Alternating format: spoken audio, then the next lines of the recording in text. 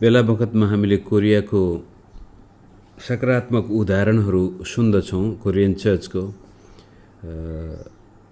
आजभन्दा झन्डै 100 वर्ष अगाडिबाट कोरियन चर्चले प्रत्येक बिहान यसरी नै मण्डलीमा डिभोसनका साथसाथै प्रार्थना र बाइबल अध्ययनलाई जारी गरेका थिए र त्यो चलन अझै पनि छ। हुन त अहिले एउटा चलनको रूपमा मात्रै सीमित भइसक्यो, तर त्यो बेलामा यदि 100 जना विश्वासी भएको चर्च त्यहाँ थियो भने लगभग 90 जना प्रत्येक बिहान आफ्नो चर्चमा गएर प्रार्थना गर्ने, समय बिताउने। 5 देखि 6 बजे लगभग प्राय सबैको, कोहीको चाहिँ त्योभन्दा छिटो पनि हुन्छ। त्यो चर्चको विशेषता थियो मर्निङ प्रेयर भनेर, डन प्रेयर भनेर भनिन्छ अङ्ग्रेजीमा, र जसको फलस्वरूप 50, 60, 70 को दशकसम्म कोरियन चर्चले धेरै ठुलो प्रभाव पारेको थियो। तर अहिले आएर त्यो पनि शिथिल हुँदै गएको छ। र यहाँबाट के देखिन्छ भने तपाईँ र मैले बिहानको समय परमेश्वरलाई दियौँ र बिहानको समय हामीले ठिकसँग सुरुवात गर्न सक्यौँ भने हाम्रो दिनभरि, त्यसका साथसाथै विभिन्न अरू जीवनका पक्षहरूमा आवाज चाहिँ यो पास गणेशको माइक्रोफोनको समस्या हो कि भाइ? तपाईँले म्युट गर्दा पनि आवाज आउला जस्तो लागिरहेछ, याद गर्नुहोस्। सायद यो एउटै आइडीमा हामी जोडिएको कारण। कहाँ पुगेको थिएँ म? बिहानको समय हामीले ठिक प्रकारले सदुपयोग गर्न सकेको खण्डमा दिनभरिका साथसाथै यदि दैनिक जीवनमा हाम्रो यो बानी बस्छ भने त्यसपछि हाम्रो जीवनमा नै छुट्टै प्रकारको वातावरण सिर्जना हुन्छ। कहिलेकाहीँ जीवनमा जब दुःख कष्ट आउँछ, सोचेको जस्तो हुँदैन, हामीलाई थकाइ लाग्छ, त्यति बेलामा कति गर्ने भन्ने खालको भावना पनि आउन सक्छ। जति बिहान बिहानै उठे पनि केही फरक परेन। जब हामीमा त्यस्तो प्रकारका दिनहरू आउँछन् जो निकै दुःख लाग्दछन्, थकाइ लाग्दछन्, त्यस्तो बेलामा पनि हामीमा त्यस्ता भावनाहरू आउन सक्छन्। कति प्रार्थना गर्ने, कति वचन पढ्ने, कति प्रभुको सेवा गर्ने, आखिर जीवनमा केही सोचेको जस्तो भएन भन्ने भावना पनि आउन सक्छन् मित्रहरू। तर आज हाम्रो प्रकाशको किताबबाट यस्तो एउटा खण्डमा आइपुगेका छौँ, यस्तो एउटा चर्चलाई हामी देख्दैछौँ जसको जीवनमा पनि सायद त्यस्ता दिन आएका थिए होला। कति प्रार्थना गर्ने, कति प्रभुको पछि लाग्ने, सोचेको जस्तो हुँदैन भन्ने किसिमको भावना आएको हुन सक्छ। तापनि त्यस्तो स्थितिमा पनि परमेश्वरको वचनको कारण प्रभु तपाईले भनेको छ, प्रभु तपाईको प्रतिज्ञा यस्तो छ, मेरा परिस्थितिहरू प्रतिकूल छन्, अनुकूल छैनन्, जे सोचेको छु त्यसको ठिक विपरीत भइरहेछ, तापनि म प्रार्थनाका साथसाथै विश्वास गर्दछु कि तपाईको वचनमा भने अनुसार म निरन्तर तपाईलाई खोजी नै राख्नेछु। त्यो परमेश्वरमा भएको विश्वासको निरन्तरताले हाम्रा जीवनमा कतिपटक आएका निराशाहरूलाई पनि अन्तिममा आशामा परिणत गर्दछन्। तर कहिलेकाहीँ हाम्रो कमजोरी के हुन्छ भने सब कुरा ठिक छ, जीवनमा सोचेको जस्तो भइरहेछ भने एकदमै अगाडि गइरहेका हुन्छौँ, तर जब सोचेको जस्तो हुँदैन त्यति बेलामा हामी तुरन्तै खुट्टा कमजोर बनाइदिन्छौँ, पढ्नुपर्ने बाइबललाई पढ्न छोडिदिन्छौँ, गर्नुपर्ने प्रार्थनालाई पनि छोडिदिन्छौँ, जानुपर्ने सङ्गतिमा पनि जान छोडिदिन्छौँ र आफ्नो जीवनमा त्यसपछि विजय, सफलता, आशाको ढोका नभएर असफलताको ढोकालाई झन बढी फराकिलो हिसाबले खोलिदिन्छौँ। आउनुहोस् त्यो स्थितिलाई आज फिलाडेल्फियाको चर्चको जीवनबाट हामी दाँजेर हेर्नेछौँ। 7 पद, प्रकाश 3 को 7 पदबाट 13 पदसम्म आज म हेर्नेछु। अनि फिलाडेल्फियाका मण्डलीका दूतलाई यो लेख, यी कुरा त्यसले भन्दछ जो पवित्र छ, जो सत्य छ, जससँग दाउदको साँचो छ, जसले खोल्छ कसैले थुन्ने छैन र जसले थुन्छ कसैले खोल्ने छैन। मलाई तिम्रा कामहरू थाहा छ, हेर मैले तिम्रो सामने ढोका खुला राखिदिएको छु जो कसैले थुन्न सक्दैन, तिमीसँग थोरै शक्ति छ भन्ने मलाई थाहा छ, तापनि तिमीले मेरो वचन पालन गरेका छौ र मेरो नाउँ इन्कार गरेका छैनौ। 7वटा चर्चको चित्र हामी हेर्दैछौँ र 7वटाले परमेश्वरको सिद्धतालाई देखाउँदछ र यसको मतलब येशू प्रभुले आफ्नो सम्पूर्ण चर्चलाई आफ्नो इच्छा प्रकट गर्दै हुनुहुन्छ यी चर्चहरूको माध्यमबाट। र फिलाडेल्फियाको चर्चलाई लेख्दाखेरि यो दोस्रो चर्च हो जसमा प्रभुले कुनै खोट भेट्टाउनु भएको छैन। पहिला स्मर्नाको चर्चलाई पनि अनि अहिले आएर फिलाडेल्फियाको चर्चलाई पनि प्रभुले उत्साह र प्रशंसा अनि प्रतिज्ञा मात्रै देखाउनुहुन्छ। फिलाडेल्फिया त्यो एउटा नयाँ सहरहरूमध्येमा आउँदछ त्यति बेलाको संसारमा र जब युनान के भन्छ ग्रिसको राजा सिकन्दरले संसारलाई कब्जा गर्न हिँडेको थियो, त्यसपछि उसले राजनैतिक कब्जा मात्र नभएर सांस्कृतिक र भाषाद्वारा संसारलाई सम्पूर्ण रीतिले सिभिलाइज्ड बनाउन चाहन्थ्यो। उसले राजनैतिक स्वतन्त्रताका साथसाथै सोचाइमा पनि परिवर्तन ल्याउन चाहन्थ्यो, जसको कारण विभिन्न ठाउँमा मिश्रमा प्रभाव पार्नको लागि उसले अलेक्जेन्ड्रिया भन्ने ठाउँ ठुलो सहर स्थापना गरेको छ। विभिन्न ठाउँमा गएर उसले ग्रिक सभ्यतालाई, अब त्यति बेलाको संसारमा हामीलाई थाहा भएकै कुरा हो, एथेन्सको सिद्धान्त, एथेन्सका वासीहरू निकै नै शिक्षामा चासो दिने, विज्ञानमा चासो दिने, सिद्धान्त दर्शनमा चासो दिने र ग्रिक दर्शन आजसम्म नै पश्चिमा देशमा निकै ठुलो स्थान लिएर बसेको छ। र त्यसपछि ग्रिक दर्शनका साथसाथै ग्रिक धर्मले पनि आजको हाम्रो हिन्दू धर्म विश्वास पनि ग्रिक धर्म विश्वासकै सम्मिश्रण हो र यस किसिमले यो धार्मिक तथा सांस्कृतिक र दर्शनका कुराहरू सिकाउनको लागि एसिया माइनरको उत्तरी भूभागमा त्यहाँका जातिहरूलाई जस जङ्गली जाति भनिने चलन पनि थियो, तिनीहरूलाई शिक्षित बनाउन यो सहरलाई खोलिएको थियो। यहाँबाट यो माथि उत्तरी सेन्ट्रल एसियामा बस्ने मानिसहरूलाई पनि ग्रिक दर्शन, ग्रिक शिक्षा, ग्रिक भाषा र ग्रिक संस्कृति सिकाउने एउटा केन्द्रको रूपमा यसलाई खोलाइएको थियो। र यसको मतलब नै भातृप्रेम अथवा भाइहरूलाई गरिने प्रेम।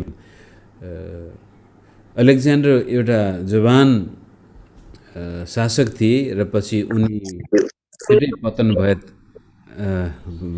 गणेश भाइ, तपाईँको माइक्रोफोनले आज काम गर्ला जस्तो छैन, हल्ला गर्दैछ यो। उनले पूर्ण रूपले आफ्नो जीवनमा शासन गर्न नसके पनि उनको राज्य पछि विभिन्न भागमा विभाजन भए पनि उनपछि ग्रिक सभ्यताले चाहिँ लामो समय संसारमा कब्जा गरेको थियो। त्यसै हिसाबले यो एउटा नौलो सहर, यहाँ त्यस्तै प्रकारका अरिस्टोक्रेटिक मानिसहरू बसेको भए तापनि मण्डलीको अवस्था हामी एकदमै बेग्लै देख्दैछौँ। यहाँ प्रभुले भन्नुहुन्छ आफ्नो परिचयमा, यी कुरा त्यसले भन्दछ जो पवित्र छ, जो सत्य छ, जससँग दाउदको साँचो छ, जसले खोल्छ कसैले थुन्ने छैन र जसले थुन्छ कसैले खोल्ने छैन। यहाँनिर फेरि प्रभुले आफ्नो परिचय दिनुहुन्छ। सत्य छ र पवित्र छ भन्ने बित्तिकै अब हामीलाई थाहा छ बाटो, सत्य र जीवन म नै हुँ भन्ने प्रभुले पहिले दाबी गर्नुभएको थियो। र पवित्र छ भन्ने कुरा फेरि यो यहुदी विचारमा याह्वे मात्रै पवित्र हुनुहुन्छ, अरू कोही पनि पवित्र छैन। त प्रभुले आफूलाई त्यो परमेश्वरको स्वरूपलाई प्रस्तुत गर्दै म पवित्र, म सत्य, र त्यसपछि दाउदको साँचो भन्ने बित्तिकै सिंहासन, राजा, राजकीय र परमेश्वरको राज्यको कुरो यहाँनिर गरिन्छ। हुनसक्छ त्यहाँ अहिले रोमी साम्राज्यले शासन गर्दै छ र उसले जे चाहे त्यो हुन्छ, तर वास्तवमा ख्रीष्ट येशू राजाहरूका राजा र प्रभुहरूका प्रभु पनि हुनुहुन्छ। उहाँले चाहेको खण्डमा जे पनि गर्न सक्नुहुन्छ र यदि प्रभुले ढोका खोल्नु भएको खण्डमा कसैले बन्द गर्ने छैन, यदि उहाँले बन्द गरिदिएको खण्डमा कसैले खोल्न सक्ने छैन। त्यसै कारण यो फिलाडेल्फियाको मण्डलीका काम पनि प्रभुलाई थाहा छ र उहाँले भन्नुहुन्छ तिमीसँग थोरै शक्ति छ भन्ने मलाई थाहा छ, तापनि तिमीले मेरो वचन पालन गरेका छौ र मेरो नाउँ इन्कार गरेका छैनौ, त्यसै कारण मैले तिम्रो लागि एउटा ढोका खोलिदिएको छु र त्यो ढोका अब कसैले बन्द गर्न सक्ने छैन।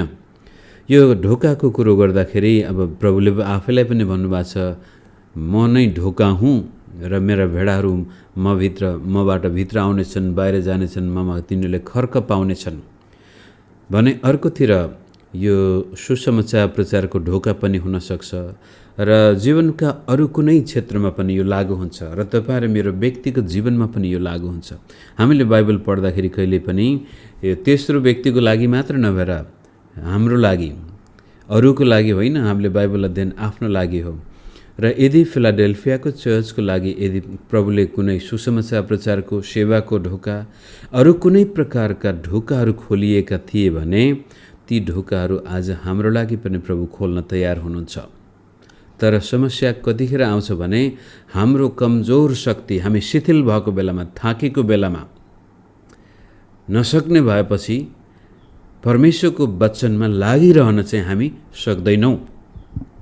तर फिलाडेल्फियाका विश्वासीहरू चाहिँ कमजोर हुँदा पनि परमेश्वरको वचन अनुसार उनीहरू चलिरहेका छन्। जस्तै उदाहरणको लागि पत्रुस र उसका मित्रले रातभरि माछा मार्नको लागि प्रयास गरेको थियो एक दिन, अनि केही नसमातेपछि बिहान उनीहरू एकदमै निराश भएर थाकेर कस्तो रातभरि पनि माछा नपाएपछि आफ्ना जालहरू सुकाइरहेको बेलामा प्रभु आउनुहुन्छ र भन्नुहुन्छ अलि गहिराइमा दाहिनेतिर हान भन्दाखेरि पत्रुसले नै भन्छ, प्रभु हामीले यस्तै रातभरि मेहनत गरेको केही पनि पाएका छैनौँ, तापनि तपाईँको वचनको कारण हामी जाल हान्छौँ र नभन्दै त्यसपछि तिनीहरूले अचम्म प्रकारले माछा पक्रेका थिए।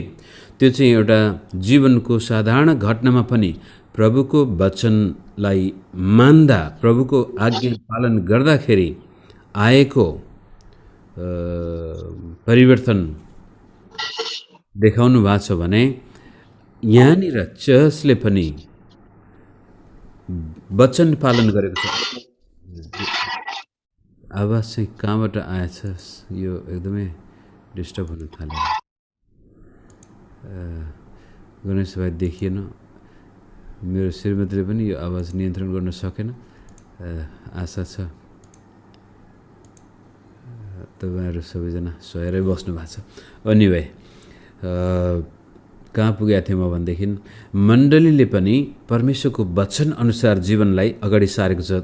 किनभनेदेखि हामीले अरू चर्चलाई हेर्दै आएका छौँ, कसैलाई सतावटले गर्दा परीक्षा आएको छ भने कसैलाई सम्पन्नताले, स्वतन्त्रताले।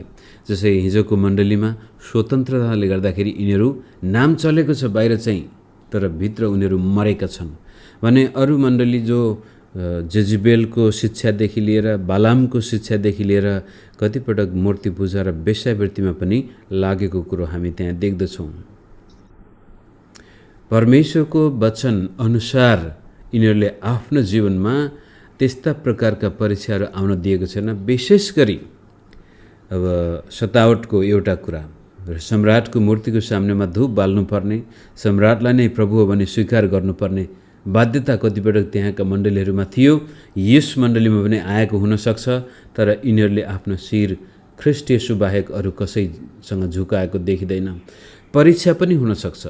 यो फिलाडेल्फियाको चर्च पनि एउटा धनाढ्य सहरमा नै पर्दछ। सम्पन्नताका परीक्षाहरू, अभिलाषाका परीक्षाहरू पनि त्यहाँ आएका हुन सक्छन्। तापनि चाहे सतावट होस्, चाहे सम्पन्नता होस्, चाहे स्वतन्त्रता होस्, जुनसुकै मार्गबाट आउने परीक्षामाथि स्थिर भइरहन यिनीहरूले परमेश्वरको वचनलाई ध्यान दिएको छ।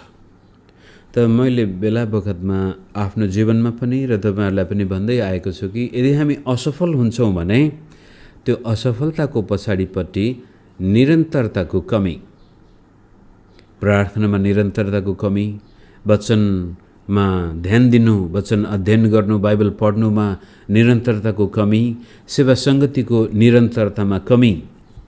कतिले यसरी पनि भन्छन् कि यदि तपाईँ ब्याकस्लाइड हुन चाहनुहुन्छ अथवा विश्वासबाट हट्न चाहनुहुन्छ भने कमसेकम लगातार 3 महिनासम्म चाहेरै बाइबल पनि नखोल्नुहोस्, प्रार्थना पनि नगर्नुहोस्, सङ्गति पनि नजानुहोस्, अनि संसारमा रमझममा रमाउनुहोस्। बिस्तारै बिस्तारै तपाईँलाई चर्चमा जान एक किसिमको अल्छी लाग्न थालिहाल्नेछ, किनभने बानी बस्छ त्यसपछि। तर त्यसको विपरीत दुःख कष्टका बावजुद हामी निरन्तर प्रभुको वचनलाई विश्वास गरेर त्यसलाई सिरोपर गर्दै, प्रार्थनामा समय बिताउँदै, आराधनामा समय बिताउँदै, सङ्गतिमा समय बिताउँदै अगाडि जान्छौँ भने परमेश्वरले हामीले सोच्दै नसोचेका ढोका पनि खोल्नुहुन्छ। हाम्रो जीवनमा आश्चर्य कर्म त्यसपछि कुनै चङ्गाइकर्ताले ल्याउँदैन, परमेश्वरको वचनमा हाम्रो जीवनलाई निरन्तर लगाएको कारण आश्चर्य कर्म आउँदछ। प्रभुले ढोका खोल्नुहुन्छ, नचिताएका ढोका पनि प्रभु खोल्नुहुन्छ मित्रहरू। तर त्यसै कारण सुखमा पनि प्रभुलाई त्यो पहिलो स्थानमा राखिने राखौँ, दुःखमा पनि प्रभुलाई त्यो पहिलो स्थानमा राखिनै राख्यौँ भनेदेखि हामीले नसोचेको बेलामा, नचिताएको बेलामा परमेश्वरको अचम्मको ढोका हाम्रो लागि खोल्छ। सफलता भनेको नै जीवनमा हामीले नसोचेको बेलामा, नचिताएको बेलामा प्रभुले उद्योगको काम हाम्रो जीवनमा गर्नुहुन्छ। त यो चर्चलाई आएको समस्याहरूको बारेमा हेर्दै जाउँ। 9 पदबाट, हेर शैतानको सभागारका यहुदी नभए तापनि यहुदी हौँ भनी झुटा बोल्नेहरूलाई म आएर तिम्रो चरणमा ढोग्न लाउने छु र तिमीलाई म प्रेम गर्दछु भन्ने तिनीहरूलाई बुझाइदिनेछु। अब सम्राट अथवा रोमी साम्राज्यमा आएको सतावट मात्रै नभएर फिलाडेल्फियाको चर्चलाई यहुदीहरूले अझै सताइरहेका छन्। यो भूभागमा थुप्रै यहुदीहरू बसोबास गर्दथे र प्रभुले पनि यहुदीहरूलाई 2 भागमा विभाजन गरेको छ। एउटा जेन्युन यहुदी पनि रहेछन् त्यहाँ, जसले साँच्चै मूसाको व्यवस्था विश्वास गरेर आउनेवाला मसीहको लागि उनीहरू पर्खिरहेका पनि देखिन्छन् भने, तर कोही कोही अरू यस्ता यहुदीहरू छन् जो व्यवस्थाको विपरीत गएर जुन कुरो नगर्नुपर्ने हो त्यो गर्दैछन्, तरै पनि त्यसलाई उनीहरूले धर्मको रूपमा स्वीकार गर्दैछन्। कतिपटक प्रकाशको किताब र विशेष गरी यूहन्नाका लेखहरूबाट मण्डली इतिहासमा यहुदीहरूप्रति नराम्रो विचार राखिएको छ। यो एन्टिसेमिटिजम भन्ने अङ्ग्रेजी भाषा छ, यहुदीहरूलाई त्यत्तिकै घृणा गर्ने। कता कता बाइबललाई हामीले पढ्दाखेरि त्यसको ऐतिहासिक पृष्ठभूमि र भन्न खोजेको कुरो बुझेनौँ भनेदेखि बाइबलले नै, नयाँ नियमले नै यहुदीहरूप्रति यस्तो प्रकारको भावना राखेको छ भन्ने कुरा धेरै विद्वानहरूले पनि र दुष्ट शासक हिटलर जस्ताले पनि यही कुरोलाई लिएर जर्मनका सोझा इमान्दार क्रिस्चियनहरूलाई पनि कन्भिन्स गरेको थियो। तर यहाँ चाहिँ यी यहुदीहरू जसलाई प्रभुले 2 भागमा विभाजन, एउटा राम्रा यहुदीहरू छन्, अरू दुष्ट यहुदीहरू छन्। यी दुष्ट प्रवृत्तिका व्यक्तिहरूले आएर फिलाडेल्फियामा रहने चर्चलाई पनि सताएको देखिन्छ। तर गजबको कुरो के छ भने मित्र, प्रभुले भन्नुहुन्छ तापनि तिनीहरू झुटा बोल्नेहरूलाई म आएर तिम्रो चरणमा ढोग्न लाउने छु। अब यसमा धेरै समय त बिताउनु हुँदैन, तरै पनि हामी धेरैले अनुभव गरेको कुरो हो। जब कोही व्यक्ति चर्चको विरुद्धमा एकदमै गति छाडेन लाग्छ, क्रिस्चियनको विरुद्धमा गति छाडेन लाग्छ र यहाँसम्म कि व्यक्तिगत स्तरमा पनि यदि तपाईँ निर्दोष हुनुहुन्छ र तपाईँ निर्दोष हुँदाहुँदै तपाईँको पछाडिपट्टि कोही व्यक्ति लागेको छ, तपाईँको पतन गर्न, विनाश गर्न चाहन्छ, तपाईँको बदनाम गरेको छ, चरित्र हत्या गरेको छ, तपाईँलाई जहाँ गए पनि खसाल्न खोज्छ भने तपाईँ निरन्तर प्रभुको वचनमा लागि नै राख्नुभयो भने एक दिन त्यो व्यक्तिको दशा दुःखलाग्दो तपाईँले देख्नुहुन्छ। यो धेरै पटक घटेका घटनाहरू छन्। साम्राज्यहरू पतन भएर गएका छन्। ख्रिस्टलाई र क्रिस्चियन चर्चलाई नाश गर्छु भन्ने व्यक्तिहरू आफै नाश भएर गएका छन्। यीशु प्रभुले फिलाडेल्फियाको चर्चलाई, हो तिमी कमजोर छौ, तिमीहरूमाथि मान्छेले फाइदा उठाइरहेको छ, जतासुकै तिमीहरूको विरोध र आलोचना भइरहेको छ, निर्दोष हुँदाहुँदै तिमीहरूलाई उनीहरूले यस्तो दुःख दिइरहेछ, तर म आउनेछु र म आएपछि ती व्यक्तिहरूलाई तिम्रो ढोग्न लाउनेछु भन्नाले यो तिमीहरूलाई ढोग्न भन्दा पनि यिनीहरूले परमेश्वरलाई ढोग्नेछन् हुनुपर्ने हो। वास्तवमा हामीलाई ढोग्नु आवश्यक होइन, तिनीहरू हाम्रै सामनेमा परमेश्वरलाई पूजा गर्नेछन्, विश्वास गर्नेछन्। यदि हामी निरन्तर विश्वासयोग्य भइ नै रह्यौँ भनेदेखि, जसै हाम्रो बिचमा सायद आज पास्टर हरि आउनु भएको छ कि छैन, गाउँमा सेवा गर्न जाँदा उनलाई धेरै दुःख भएको थियो। त्यो गाउँमा कुटियो, पिटियो, बदनाम गरियो, लखेट्नसम्म लखेटिएको थियो। आज त्यही गाउँका विश्वासीहरूले ख्रिस्टलाई विश्वास गरेर प्रभुलाई पुज्दैछन्। यस्तो यो हाम्रा कमी कमजोरीमा हामी एकदमै असफल हुँदाखेरि पनि वचनमा स्थिर भएर बस्यौँ भनेदेखि परमेश्वरले ती मानिसहरूलाई आफ्नो हातमा लिनुहुनेछ र परमेश्वरले हामीलाई प्रेम गर्नुहुन्छ भन्ने कुरा प्रमाणित गर्नुहुनेछ। मेरो प्रार्थना कहिलेकाहीँ विश्वासीको लागि हुन्छ। म प्रार्थना गर्दा यसरी, हे प्रभु, हाम्रा विश्वासीहरूमा धेरै दुःख कष्ट छ, तपाईँको प्रेम उहाँहरूलाई प्रमाणित गरिदिनुहोस् भनेर मेरो प्रार्थना हुन्छ। बेला बखतमा मैले भन्छु, प्रभु, म कसरी उनीहरूलाई तपाईँले प्रेम गर्नुहुन्छ भनेर बताउन सक्छु। उहाँहरू एकदमै दुःख कष्टमा हुनुहुन्छ, जीवन नाजुक छ, हामी त केही पनि गर्न सक्दैनौँ, मैले जति प्रचार गरे पनि अर्थ लाग्दैन। त्यसकारण परमेश्वर तपाईँको प्रेम आफैले उहाँहरूको जीवनमा प्रमाणित गरिदिनुहोस्। र नभन्दै प्रभुले त्यो कुरो यहाँ उल्लेख गर्नुहुन्छ, म प्रमाणित गर्नेछु, म आउनेछु। अब यो दोस्रो यीशुको दोस्रो आगमनको 10 पदमा हेरौँ, तिमीले धैर्यको मेरो वचन पालन गरेका हुनाले तिमीलाई परीक्षाको त्यस बेलादेखि म बचाउनेछु, जो पृथ्वीमा बास गर्ने मानिसहरूलाई जाँच गर्न सारा संसारमा आउनेवाला छ। यो पद कतिपटक एकदमै विवादित पदमा पनि पर्दछ, तर यसले सिधै भन्न खोजेको कुरो के छ भने, फिलाडेल्फियामा सायद यस्तो घनघोर सतावट आएको थिएन त्यो बेलासम्म। उता स्मर्नमा थियो, पर्गमममा थियो। अब विश्वव्यापी रूपले त्यति बेलाको रोमी साम्राज्यभरि पनि सतावट आउनेवाला थियो, आयो पनि। इतिहासले हामीलाई त्यो देखाउँछ। र त्यो परीक्षामा यीशु प्रभुले फिलाडेल्फियाको चर्चलाई बचाउने प्रतिज्ञा गर्नुहुन्छ। र पछि संसारभरि आउनेछ भन्ने बित्तिकै यो एउटा हुनेवाला भविष्यको लागि पनि चेतावनी तथा सान्त्वना दिइएको छ। र कहिलेकाहीँ यो ऱ्याप्चरमा विश्वास गर्ने व्यक्तिले के भन्छन् भने, ऱ्याप्चरमा त हामी पनि विश्वास गर्छौँ, तर के भने सङ्कटकाल आउनुभन्दा अगाडि नै प्रभु आउनुहुनेछ, सुटुक्क आएर चर्चलाई मात्रै संसारबाट उठाएर स्वर्ग लैजानुहुनेछ भन्ने विश्वास गर्नेहरूले के भन्छन् भने, यस्तो सङ्कट आउनुभन्दा अगाडि नै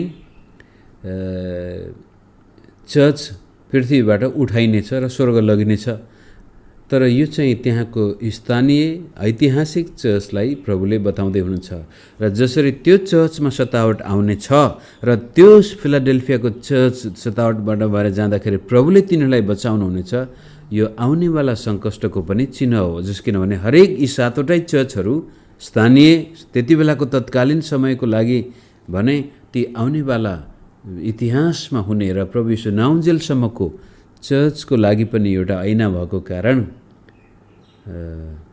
यीशु ख्रीष्ट आउनुभन्दा अगाडि पनि यो सतावट विश्वव्यापी रूप लिनेछ र त्यो बेलामा प्रभुले आफ्ना विश्वासीलाई बचाउने प्रतिज्ञा गर्नुहुन्छ। तर यो विशेष गरी हामी हेर्दाखेरि फिलाडेल्फियाको चर्चलाई प्रभुले भन्नुहुन्छ संसारभरि यो आउनेछ। र कतिपटक यो दुई भागमा पनि मान्छेले विभाजन गर्दछन् कि पृथ्वीमा बास गर्ने मानिसहरूलाई जाँच गर्न सारा संसारमा आउनेवाला छ। अब पृथ्वीमा बास गर्ने मान्छे चाहिँ यो ऱ्याप्चरलाई, प्री ट्रिबुलेसन ऱ्याप्चरलाई जोड दिने भन्छन्। यो चाहिँ अविश्वासीहरूको जाँच गर्नको लागि। अब अविश्वासीलाई किन जाँच गर्नु पर्यो? प्रभुले कुनै जाँच गर्ने कारणै छैन। जाँच केवल विश्वासीको मात्र हुन्छ। अविश्वासीहरू त यसै अविश्वासमा त्यसै अविश्वासमा छन्, उनीहरूलाई जाँच्ने कारणै छैन।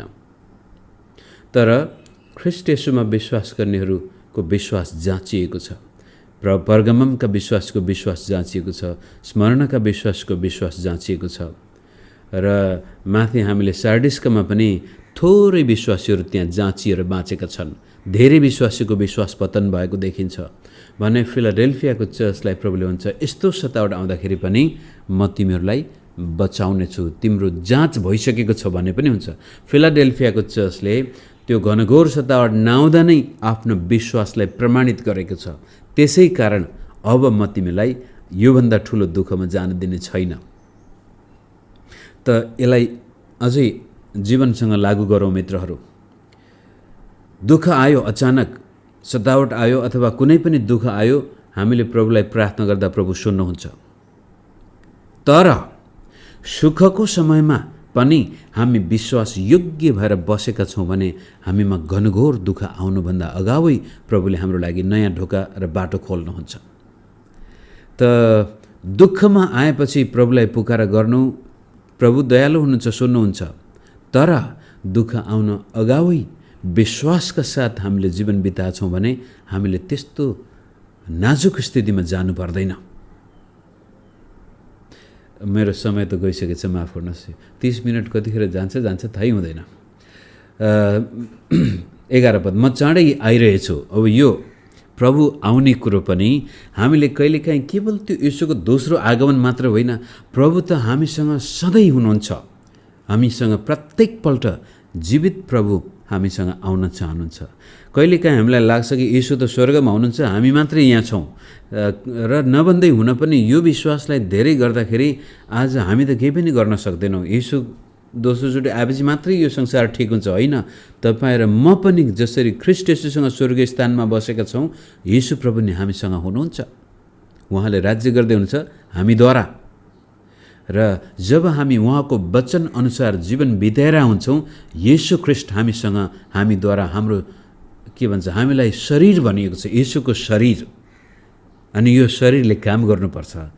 त ख्रीष्ट येशू यदि हामीद्वारा काम गर्ने हो भने हामी विश्वास योग्य विश्वासी, वचन अनुसार जीवन बिताउने व्यक्ति बन्यौँ भने हामीबाट येशू प्रभुले आफ्नो राज्य गर्नुहुनेछ। हामी कहाँ उहाँ आउनुहुनेछ। तिमीसँग जे छ त्यसलाई पक्रिराख र तिम्रो मुकुट कसैले लिने छैन। त्यो चाहिँ एउटा उत्साहको, जे छ त्यसलाई पक्रेर राख, विश्वासयोग्य जसरी अहिलेसम्म पक्रेका छौ निरन्तर, ताकि तिम्रो जीवनको मुकुट नै हुनुपर्छ। यो कसैले लान सक्ने छैन। जसले जित्छ त्यसलाई म परमेश्वरका मन्दिरको एउटा स्तम्भ बनाउने छु र ऊ त्यहाँबाट कहिल्यै बाहिर निस्कने छैन। यो मुक्तिको निश्चयता, मुक्तिको सुरक्षा, परमेश्वरको राज्यमा तपाईँ र मलाई प्रभुले दिने स्थायित्व पनि यसले देखाउँदछ। निस्कने छैन। म त्यसमा मेरा परमेश्वरको नाउँ लेख्नेछु र मेरा परमेश्वरका सहरको नाउँ अर्थात् यरुशलेम लेख्नेछु, जो मेरा परमेश्वरबाट स्वर्गदेखि तल आउँदछ। आफ्नै नयाँ नाउँ पनि म त्यसमा लेख्नेछु।